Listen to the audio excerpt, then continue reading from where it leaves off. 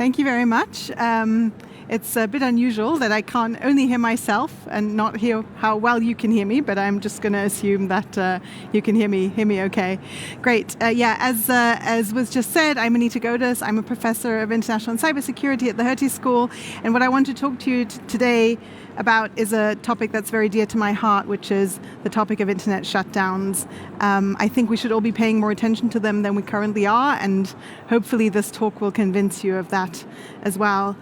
I want to start off with kind of a broad overview to kind of get us to think about how the trajectory of internet adoption has looked like across the world. And what I can show you here, and I'll kind of walk you through it, is where and when people connected to the internet. And maybe you can see kind of 4 different lines here. And what they show us is the average share of people who were online at different points in time. So over here is 1990, and all the way over there is 2017. And the big line at the top are people who live in liberal democracies, so people who have, generally protected human rights, rule of law. And we can see for a very long time that the people who were accessing the internet were people living in liberal democracies. And so that meant that, we had a specific idea of what was being done online. And then kind of starting in the late 2000s, we see that people living in other types of countries, so in closed autocracies with very few human rights, in electoral democracies and what we might call competitive electoral autocracies, so countries that have elections but they're not free and fair. In those types of countries, only in the last 15 years or so has a broad proportion of the population actually had access to the internet. And maybe if you're my age or older, you remember the 2010s as a time where we were really excited about the internet as kind of a liberating time where people could mobilize and kind of fight against autocracy. Clearly that has died down by now, and a lot of people are very, very skeptical about the internet actually helping with democratization. And the question really is, why is that? And so as researchers, we have some important questions that we have to ask ourselves. And one of them is, well, who actually controls access to the internet? And it's hard to show the internet. I know that I'm a Republican, most of you have an idea of what the internet means. But I like to use the image of electricity, actually, because it's quite simple. You can't really see electricity, but we all need electricity even when we're mobilizing against the state. So this image is actually from the protests in Hong Kong in 2014, so now 10 years ago, and people were, using electricity provided by the state to mobilize against the state. And in a very similar way, we can think about the internet possibly helping to mobilize against repressive state forces. But there are a couple of things, that we have to take into account. And the first is, when we think about who controls access, governments still are the ones that largely control access to the internet. Now, there might be internet service providers, but those internet service providers oftentimes can be instructed to shut down the internet. And the second reason why we're seeing repressive governments be more and more interested in expanding reach of the internet within their own country is that they've become very, very good at using online surveillance and online censorship technology. And that technology is becoming more and more sophisticated. So I want to give you 2 examples. One of them you've probably all heard of, but it's just kind of an important reminder for us. So in 2018, the Citizen Lab, they're based in Canada, they do fantastic work on surveillance technology. They published a report showing that they'd found the Pegasus spyware by the NSO group had infected servers in 45 countries. So this was surveillance technology that was found all across the world and that was being used to spy on people, and especially spy on dissidents and journalists. And just last year, the Freedom House organization published the Freedom of the Net report, where they talked about the fact that artificial intelligence was now helping governments engage in more systematic propaganda. So to generate AI, using AI to generate text, to generate images, to generate audio content. And all of this could be used to more effectively ultimately repress. And we're also seeing that AI is being used to better identify people with facial recognition technology. So what all of this shows us is that ultimately AI and all of these sophisticated technologies are available. So we would actually think that governments are becoming more and more and more sophisticated in the ways that they're controlling people. And these trends are incredibly worrying, and I know that there are other really important sessions on this here at Publica as well. But the thing is that brute force censorship, so internet shutdowns, are actually more popular than ever. So even though a lot of governments have access to these other types of technologies, they're still using this very archaic tool, which is ultimately just shutting down the entire internet. So that could happen across an entire country. It could happen in Berlin only. It could happen to specific internet service providers. And we're seeing all of this happening all across the world. And I think we should be paying more attention to it than we are. Access Now, just 2 weeks ago, published their newest report on internet shutdowns. This is one of the graphs from their new report, where they show us actually that over the last 10 years, the number of countries that are engaging in internet shutdowns have rapidly increased. So we're now at between 40 and 39 countries where we actually know that they're engaging in internet shutdowns.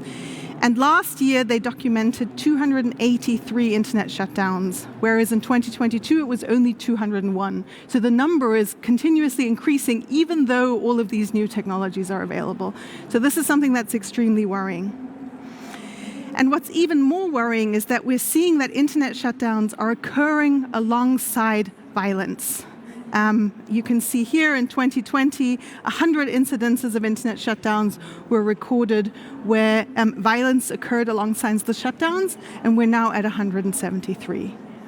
And so the question is, how are those two things related? Are they just happening, at the same time, or is there actually some kind of link between them? And that's what I want to talk to you about, how these shutdowns actually fuel violence. There are two ways that I think are really important for us to look at. The first is that shutdowns are a part of a type of support that can help states repress more effectively. And so they support states in their violent forms of state repression.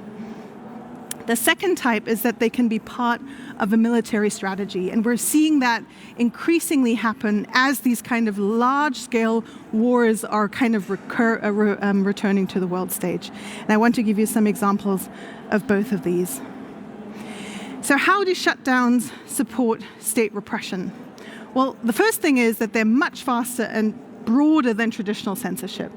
If you can kind of think about what traditional censorship looked like, you had to control the media outlets, you had to control people who were speaking on the news, you had to go to newspapers that either restaff them or shut them down, right, or hit them with some kind of legal gag orders. All of that takes a lot of time. And if you wanted to get people to stop speaking their mind, you had to individually go and either intimidate them or arrest them. With shutting down the internet, you can do all of that in one go. And so we're seeing that that's one of the main reasons why states are still very interested in doing it. It's cheap, it's fast, it's effective. And it's much less resource intensive and much more centralized than traditional forms of shutdown. And so everything that had to be done by 1,000 different organizations in the traditional kind of autocratic state can now be done with one basically order to an internet service provider. The second point is that most civil society organizations, and we see a lot of them here today, now rely on the internet to find new people to join them, to have some kind of financial income streams, and also to coordinate their different types of campaigns. And so if you shut down the internet for a long period of time, you're actually reducing people's ability to engage in their work. And the last part, and this is becoming increasingly important, as we're seeing that more and more conflicts are being documented by people with their phones, and more organizations are engaging in open source intelligence or open source investigations and are collecting this type of information for future accountability purposes. These shutdowns could really help reduce the amount of information that's coming out. And I'll give you a couple of examples in a moment. The first example I want to give you is from Iran in 2019. Now, most of you are probably thinking of the 2022 protests and mass repression that happened around the Women Life Freedom protests. But there was actually a really big protest in 2019, and that protest was sparked by a 200% increase in the price of petrol, and those protests really sparked within one day across the entire country. So that happened on November 14th. on November 16th, less than 2 days after the protest started, the government shut down the entire internet. And the graph you see here really are 3 different ways to measure internet accessibility in Iran, and you can see that massive drop in November 2016. And the internet remained fully off for about a week, and then only slowly came back on across the country. And within that week, so much happened within the country that we're still trying to uncover. And I think it's a really good example for us to see what happens when communication is cut, as it was in Iran. So full shutdown of the World Wide Web, and up until the 16th of November, within those 2 days already, thousands had been arrested. Now, what I'm showing you here is an investigation I was part of with Amnesty International, where we tried to reconstruct what happened before the shutdown and then also during the shutdown. So you can maybe somewhat see it. We have a timeline here of people whose names we know who were killed by regime forces, and the number of names that we know prior to the shutdowns is really, really big. And then as the shutdown starts, the number reduces where we actually know the name. And that is not an indication that less happened. It's an indication that we don't know what happened. Right? So what we know about what's happening in repressive countries is directly associated with internet shutdowns. And so that's why, we really should be paying attention to this. What we found was that not only thousands of people were arrested, and we know of hundreds who were killed, we also see that mass repression changed. We see that the security and paramilitary forces engaged in a so-called shoot-to-kill strategy. So we're directly aiming at people's vital organs. And with the shutdown came a silencing of relatives and friends of the victims. And so what family members of the victims shared with us was that they would only get the bodies back of the deceased if they promised to have very small, very quiet funerals, so that very little information actually came out about what was happening within the country. And so you can see how the shutdowns become part of a broader repressive campaign that is really aimed at stifling the amount of information that leaves the country. What also happened was that the amount of video evidence we had on what was actually happening really slowed down to a drizzle as soon as the shutdown happened. And that was not only because there was no internet, it was also because there's only so much memory you have on your phone, right? So if you're recording all of these events that are happening, first of all, keeping them on your phone is very dangerous if you get stopped by a security guard and you haven't uploaded them to the cloud. But there's also only so much space that you have.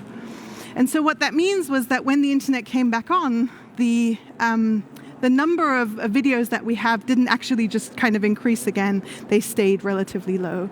And so the shutdown was very effective at really stifling the amount of information that we had and reduced accountability efforts in terms of what we could know, which really affects our ability to understand what happened to this day.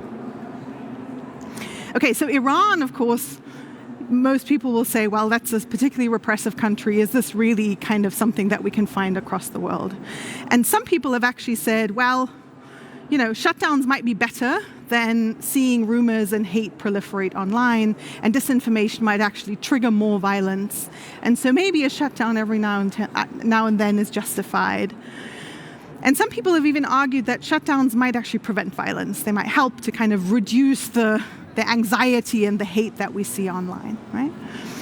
So what I did in my own work was to actually try and get a global hold of what's going on. And I used data by a really fantastic project by computer scientists based at Georgia Tech that measure availability of servers around the world, and they do it in 3 different ways. And ultimately, whenever they detect a serious drop in at least 2 of those measures, they say there's an internet shutdown happening here. So we actually can get a global picture of what's going on all across the world at every point in time. What you see here is basically an internet shutdown that happened in January 19 in Gabon. We have these 3 measures here. There's a massive drop happening, and then things increase again. And so what I did in my work was looked at 168 countries between 2017 and 2020, and I found that even when I account for all types of drivers of repression, of state repression, internet shutdowns are consistently associated with an increase in violent repression. And so what that means is that it's not just the most extreme countries that are doing this. This is actually happening across the board, including in countries that might call themselves democracies. So this argument that shutdowns might actually prevent violence really isn't supported by any of the facts that we have.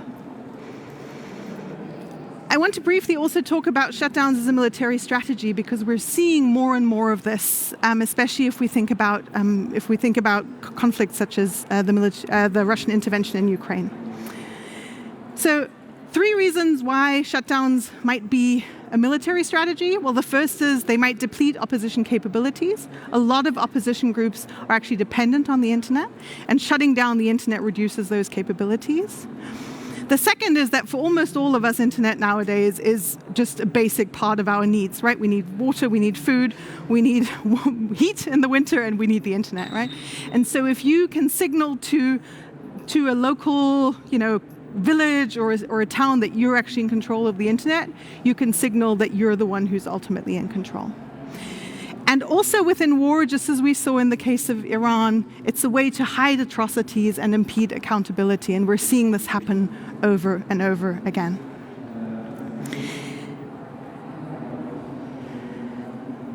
So an example of a regional shutdown where this was actually very effective from the position of the government were the shutdowns and violence that occurred in Tigray in Ethiopia. So the Ethiopian government shut down the internet in November 2020, and the entire region of Tigray remained offline for almost 2 years. And because the government de facto controls the infrastructure within the country, they could time the outage with the beginning of their military campaign within Tigray. And just after this campaign started, at the beginning of November, you can see here, maybe you can see it, I hope you can see it. Ultimately here you see network connectivity, which drops in early November 2020.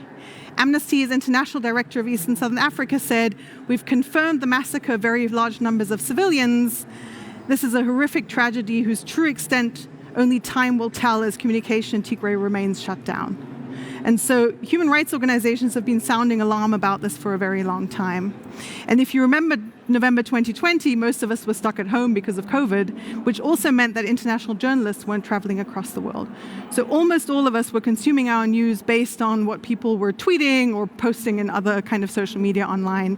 And so the combination of not having local journalists within the country and having an internet shutdown meant that there was very, very little attention happening that was given to these massacres that were occurring in Tigray. They also prevented the efficient allocation of humanitarian aid, which is an additional problem or an additional side effect of internet shutdowns. And we have much recounting of local people saying we couldn't connect with our family and friends, and we didn't know for months on end whether they were still alive or not. And so the kind of social effects of these shutdowns are also something that shouldn't be underestimated. The last example I want to give you is from the Russian invasion of Ukraine, and this is something that I would actually term to be a type of digital annexation that we're seeing happening in Ukraine. So when the Russian military invaded Kherson in the spring of 2022, they actually instructed the internet service providers to reroute the data from Ukrainian networks through Crimea, which was already populated with Russian networks. And so what that meant was that all of the data was now being rerouted through Russian servers, and it also meant that that data could be surveilled, and content or access could be shut down at any point in time. So this digital annexation provides a new form of control for the invader to actually get at people's data, sensitive data, but then also decide when they actually get to be online and when not. And again, it massively decreased the amount of information we actually had about what was going on within the country. And Russia has, of course, a lot of experience with domestic censorship and surveillance within their own country, and we very quickly saw those types of mechanisms also being used in the occupied territories. And for those of you who've been thinking about kind of cyber warfare or cyber conflict, we oftentimes think about this as kind of an interstate situation where states are attacking each other. We think about Russia, we think about China, we think about the US.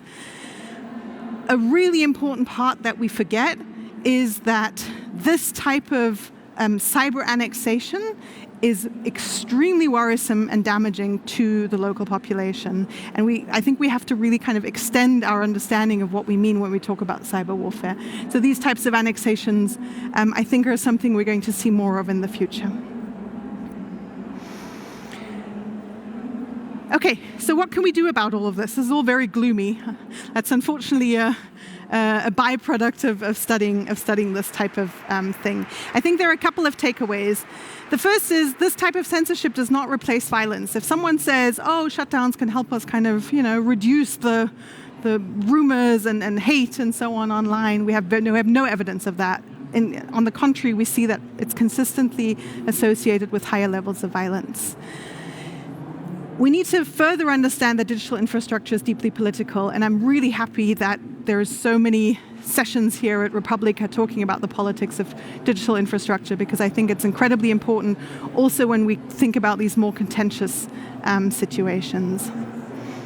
I think we need to think more about the societal impact of these types of shutdowns, the way in which it reduces people's ability to get effective aid when they are under occupation. And maybe one positive spin on all of this is that governments wouldn't be shutting down the net if it wasn't useful for their enemies, right? And so I think we oftentimes think the internet is not really, something that can actually help civil society. But if it wasn't useful for civil society, we wouldn't see shutdowns actually occurring. And so the use of video evidence, for example, for accountability and human rights work is incredibly important, and I think it's one of the reasons why we're seeing more and more of these shutdowns. So there's something to fight for there. So how can we fight for it? And I think, first of all, we need to help civil society more in helping them coordinate when the internet is shut down and helping them document abuse when the internet is not available. The second part is really about all of us and politics and so on and so forth. We need to spread the word. Shutdowns are much more than just censorship. We need international norms, we need domestic norms, we need local awareness for this, and we need to be fighting for this on every level. I had a really wonderful conversation with some people from Access Now last week, talking about the usefulness of going to court and actually using strategic litigation to get governments to stop engaging in internet shutdowns, and that can be quite successful. And lastly, we need to think about digital infrastructure beyond state monopolies, but also beyond private monopolies. So in the last years, we've seen a lot of talk of Starlink and the usefulness of setting up parallel digital infrastructures. But if those infrastructures are still in the hands of a couple of select people who could decide who gets access and who doesn't, we're not much further along than we were before. So I think we have to really think about how we can build these durable infrastructures beyond these monopolies. Thank you so much for your attention. If you want to learn more about this work, I just published a book that's called Repression in the Digital Age, more gloomy analysis in there.